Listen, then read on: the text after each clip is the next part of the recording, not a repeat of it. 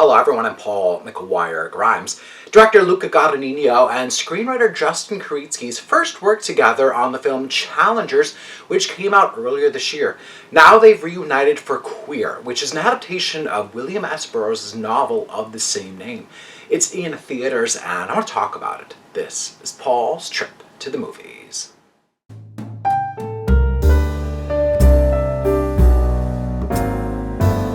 On the outside, Queer may seem like a follow-up film to Luca's other film, Call Me By Your Name, but they're incredibly different exploration of gay characters.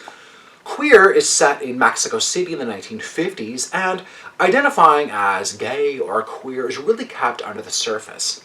Daniel Craig plays William Lee, who is really thought of as a kind of literal doppelganger for author William S. Burroughs. Lee is an American expat living in Mexico City, spending most of his days in a kind of depressed, lonely state. We see Lee kind of trolling the streets looking for nightly male companions who all happen to be much younger than him. He's also a heroin addict and has a drinking problem. He initiates conversation with Drew Starkey's character, Eugene Allerton. He's a young American student living there and seems far more comfortable in his own skin than Lee does.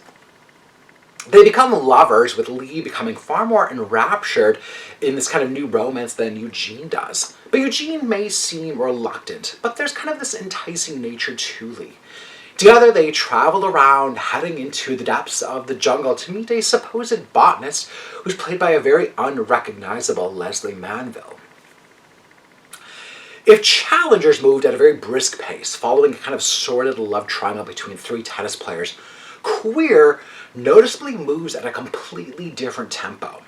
Luca Guadagnino has assembled the same creative team as Challengers, with Justin Krietzky's composers Trent Reznor and Atticus Ross and cinematographer Seyambu Mudipram. Now, it's really fascinating to watch them all kind of shift and kind of take a tonally different approach to their work with Queer. The Reznor and Ross score is dreamlike and kind of smooth over their usual techno sound. The film opens with kind of this lackadaisical tone, with Lee kind of wandering the streets looking for men.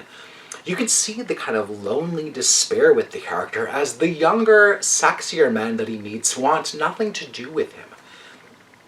The camera follows Lee around as he kind of embarrasses himself in these, chance encounters. I wondered if Lee was someone who kind of came out late in life and is kind of maybe now making up for lost time, or if he's just kind of still living in fear given the time period. He's someone who's not afraid to kind of probe and ask others if they're queer, hoping he can have a chance with them.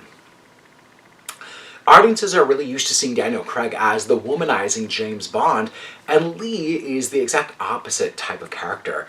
He's not that kind of charmer. Craig has a really strong hold on how to play the erratic nature of the character and is never afraid to make him unlikable. Drew Starkey has a cute, nerdy appeal to Eugene while being somewhat elusive to the audience. Drew Droege is another highlight in the cast, bringing some much-needed humor to the film. Luca Guadagnino doesn't force-feed a lot onto his audience, and I think part of that kind of enigmatic quality may belong to William S. Burroughs. I think that your familiarity with the novel or the author may provide a better understanding for the film and these characters. Guadagnino uses altered realities, out-of-body experiences, and kind of metaphors to kind of tap into Lee's mindset. And the film takes a giant leap into the third act, the third chapter, with these jungle scenes that we see. There's just as much of this kind of hallucinogenic trip for the audience as there is for these characters. It's a really sharp contrast to the sex scenes that we see, which are very intimate and kind of gentle. Now, the novel Queer was originally written and unfinished in the 1950s, but then later published in the 1980s. Luca Guadagnino seems to kind of play in an experimental way with Queer. I think the film wants to resolve some of that kind of unfinished business, but it doesn't always quite feel cohesive in its progression. It's missing a clear drive and focus on what Lee ultimately is after. I'm giving Queer 2 out of 5 ticket stubs. If you like my review today, click subscribe on my YouTube channel. I have some other movie reviews, some celebrity interviews. I would love to hear from you. Are you a fan of Luca Guadagnino's work? I loved Call Me By Your Name. I loved Challengers. So let me know. Let me know your thoughts on these movies at Paul's Movie Trip. And then go to my website, paulstriptothemovies.com, for even more reviews. Thank you so much for watching my review of Queer. This is Paul's Trip to the Movies.